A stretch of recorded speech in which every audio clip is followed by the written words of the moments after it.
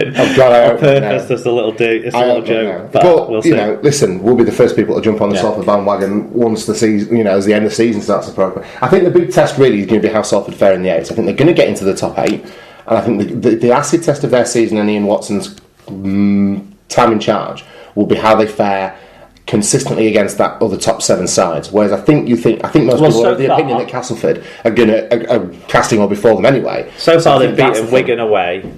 They nearly got back into a game against Wigan at home. They've beaten Cass at home. True. They've beaten St Helens at home, didn't they? Who did they beat convincingly? Well, St Helens, do we class them when they're at bottom half of the table side? I don't know. They battered Hull at Hull. They did. Absolutely battered them. Then let's strap in and start banging the Salford drum a little bit, because they are there. I didn't know that we weren't. I didn't know that we weren't. I think it means the mainstream more media. Broadly is, Okay, that's your feedback and shout. That's taken care of. Let's take a look now at news from around the world of rugby league.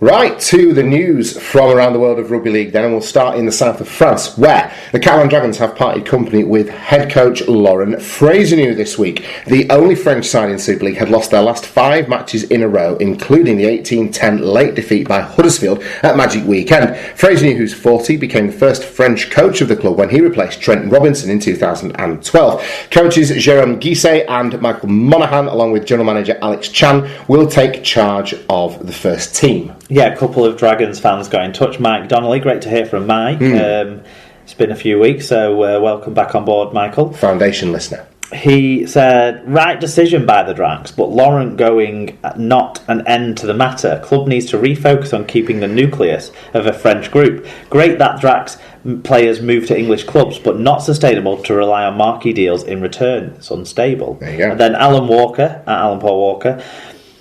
No shoot in the plane for Frezi. Shame, but real Catalan culture has been missing in the team for a while now. There you go. It seems like the fans are all in agreement, really, that there's a bit something had to change. Yeah. After it wasn't just the manner of... It wasn't...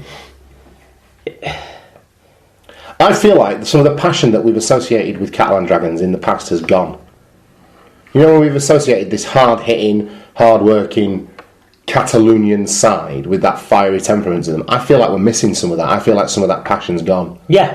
Progressively over the last 2 or 3 years. And I think where passion has gone, it's been replaced by sort of niggly, grubby kind of... Yeah. Rather than the odd flair point, but more often just real passion. Aggression and passion, yeah. And I also think that the flair, the second side of the coin sort of thing that you used to get. I mean, under Robinson, you look at the way Cass attack now and the speed that they sort of execute those passing plays out wide. Well, Robinson kind of brought that in before most other teams were doing it. Yeah. When in his first year at Catalans, I don't know if you can think about it, with like green shields out the back and that sort of thing, and they were so quick hitting the mark, and then that was replaced by a bit more of a offloading and support game built on like the pace, say, of people like Escaré and Pelissier in the middle and the support play. And we saw a little bit of that early doors in this game, and it looked promising for Catalan, but then they just fell away so bad. And you look at his record, and he's not guided them to a better than... Well, his best finish was last year, wasn't it? But last year they'd spent a lot of money, and they started the year really well, and the way they finished the year was terrible. Well, people were talking about them as grand finalists at the start of last year, to see where they are now.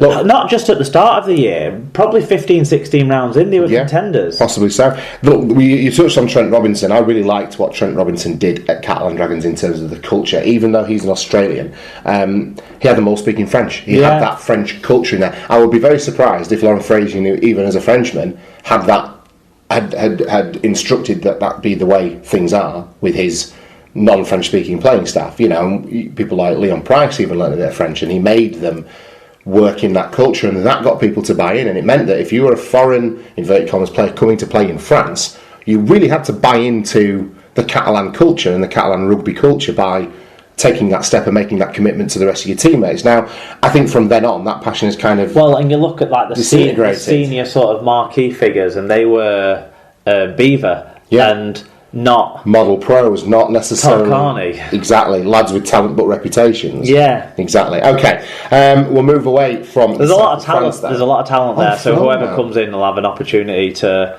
impress. I would think that side. It needs a harness put on it, and it needs pointing in the right direction, and then for them all to be doing it in concord with each other. Hull KR have signed winger Justin Carney, subject to receiving the necessary visa clearance. The powerful outside back joins the Robins from Salford Red Devils and will make the move to the KCOM Craven Park on a contract until the end of the 2018 season.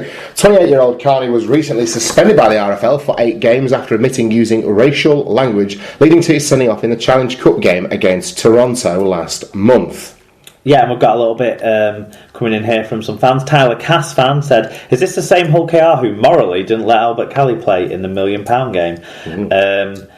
And then Owen Hughes says, "Was a good player for us, but happy to see him go following recent behaviour. We will definitely miss him on the wing, and signing a forward, James Hassan is the next story, won't help with that, although the team still playing well without him at the moment. Surprised it's not causing Hull KR salary cap issues though. Good luck to him. Hope he has a great career with plenty of the great rugby and none of the bad behaviour." Well, on the salary cap issues, they've got the ability, if they can provide the turnover, to spend to full Super League cap levels, and they have far better crowds than at least 2 other Super League 3 maybe Super League teams, so I wouldn't worry too much about that necessarily. And I do think they set subscriptions to their online TV channel, sales of their shirts this year with the sort of classic design honouring Millwood and stuff like that. I think they probably have covered it quite well there. They are all right, aren't they? Yeah.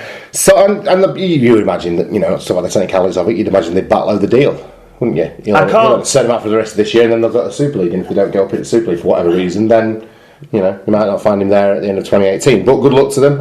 They've taken the risk, I think, in signing a player like that. But it's obviously in preparation for the middle eights and looking to push and kick on. And it's the sort of signing you would expect them to make in an effort to get back into Super League.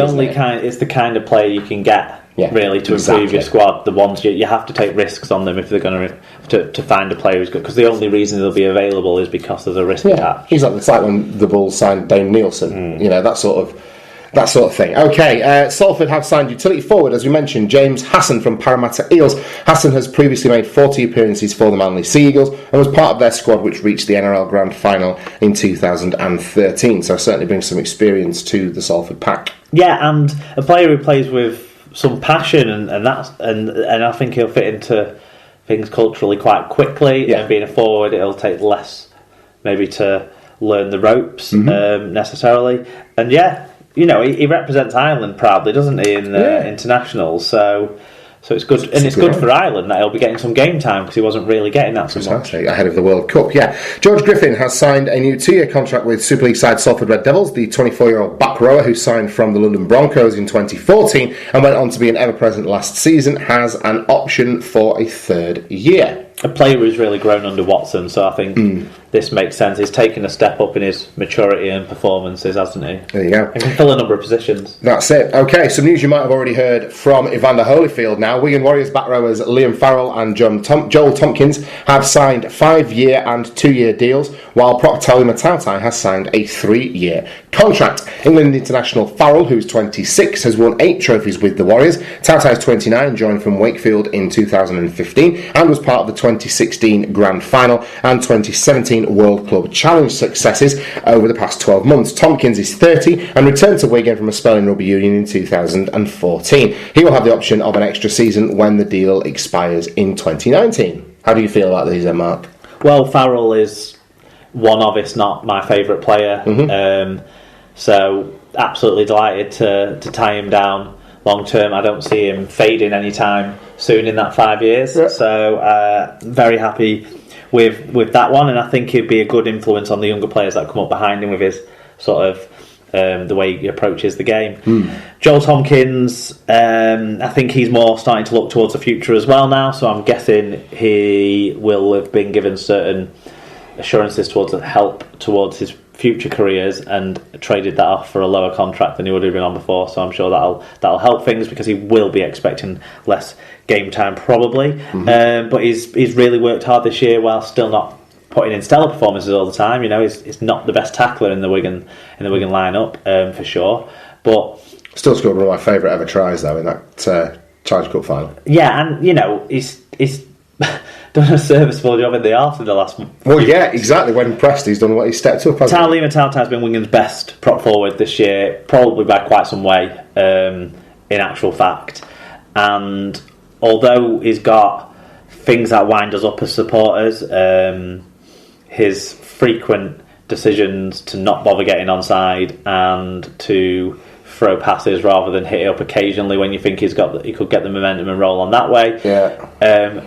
Have to be complemented with the immense level of skill and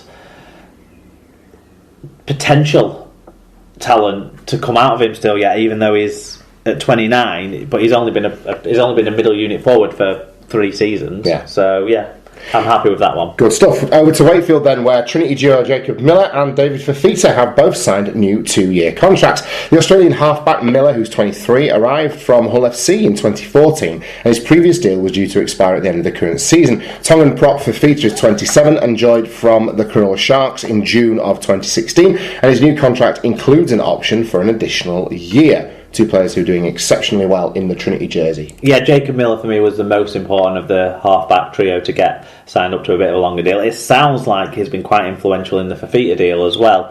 A late bump up in the offer and the pulling on the heartstrings by the players that he's become friends with at the club have helped keep him there, and he's been explosive and important. He's been tremendous for them, hasn't he? And so that's a great signing for Wakefield, something to build around. Jacob Miller was outstanding for them when they were at their worst. Yeah, I would feel, and really came out with some great credit from the 2015 season in particular. The run-in at the end of that one, and last year too.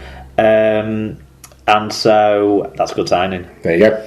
Hull FC have granted Mahe Whenua an early release from his contract, and he will leave the club at the end of this season. Whenua is 24 and is to return to Australia citing family reasons, and has been given permission to speak to NRL clubs. Yeah, it's remarkable how much you miss your family when an NRL contract comes back on the table, I suppose. Well, just be careful it doesn't pull a sand out and get dropped from reserve grade then. We got some feedback on this one. We're being very, very bitter and twisted about this. Maybe he is genuinely homesick. You can't fault his effort for Hull. No. And Sarah McKenzie says, Whenua leaving is no surprise. It's been rumoured for weeks, but from what has been said, there is no transfer fee. So what is the value of contracts if players can just pick and choose what they are doing and who they are playing for? The worrying thing is it's well documented that Whenua only agreed to come over once Pritchard was signed. He turned us down before.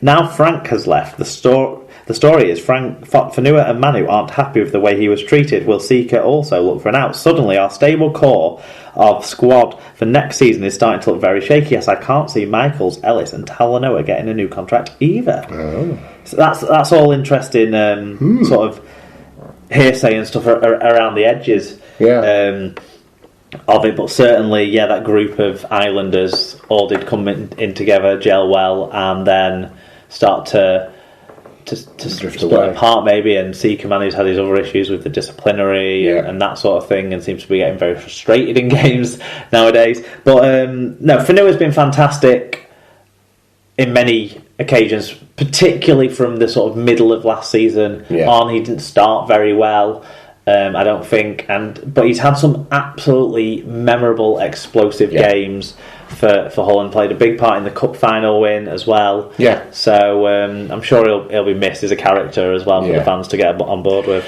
There you go. Jay and Ted Chaplow have renewed their contracts with Widnes until the end of the 2019 season. The Runcorn-born pair, try saying that fast, are 21 and are graduates of the Vikings academy system and have established themselves as members of the first team in recent seasons. Very promising forwards, aren't they? They both look great at the academy level. Jay has carried that form into Super League now, and you'll be seeing what Ted can do probably next weekend, will we? Or I don't know. I'm not sure. He's on dual reg potentially, isn't he? Yeah, we'll see. But with 2 fixtures, maybe. Maybe not. Do you know they've used 36 players now? I was